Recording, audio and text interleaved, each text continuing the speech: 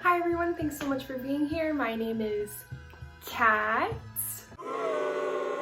and I make houseplant videos here on Good and Planty. If you just so happen to absolutely love this video, please consider liking it, commenting, subscribing, or following me on Instagram. All of these things help me grow my channel like a plant. Okay, so welcome to Good and Planty Halloween week. I am a Scorpio. I love Halloween, and obviously with quarantine, we can't party, so I figured we can do a little Halloween week here on the channel. I have fun little candy corn, which apparently is controversial, but I love it. So I have that and got my little cat ears. And we're gonna talk about plants I've killed. A little spooky time for you guys. These are so funny to me. These are like the largest cat ears I've ever seen. I felt like I was picturing like cute like little like, and instead I have this. Basically, I figured this would be a fun little quick video to show you guys that everybody kills plants. First plant on the list is Heartleaf Fern. So I don't like ferns, that is no secret. The Heartleaf Fern was definitely a tricky one because I knew how to take care of ferns when I got that one, but what happened was I wanted to give it a lot of humidity, and somehow that just exploded in my face, and there was too much moisture on the leaves and bacteria formed, and then it was dead. I guess from that I learned to be careful with moisture on the leaves even if a plant absolutely loves humidity. Next we have neon pothos. So this one is recent and I was really bummed about it because neon pothos are so beautiful and easy to take care of, and I got a really good deal on it. So I was really bummed when one day I opened my makeshift greenhouse and saw a mealybug party all over my neon pothos. It looked like, I don't know, like a cotton factory just exploded all over the plant. I ended up just having to throw the whole plant away because I was already dealing with a spider mite outbreak, and yeah, I couldn't take it anymore. And it was spooky to say the least. Luckily, that was the only plant that had mealybugs, which I don't know how because there were so many, but I got lucky.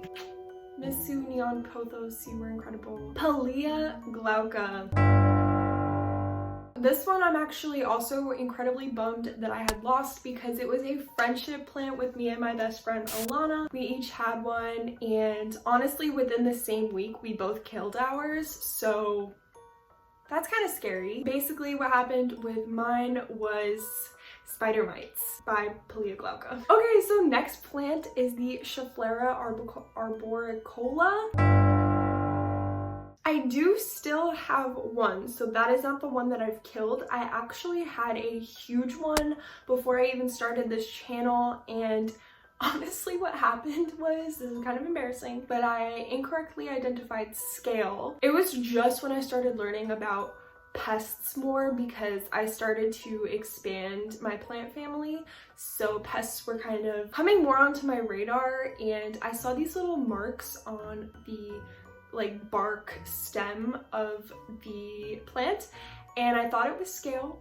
And so I was like, oh my god, like scale is the worst thing that could ever happen to me. I have to just go crazy hard on this infestation. When in reality, now I know that was absolutely not scale. It was just some marks on the stem. I like unpotted it. I was scrubbing away at it. And in reality, I think that I had some kind of infection because there was some leaf damage that was completely unrelated to the fake scale that I found. I'm kind of just sharing this to let you know that things happen and plants are about learning. So, you know, you're gonna make mistakes and sometimes it costs you a plant, and that's okay. Next plant, bird's nest fern.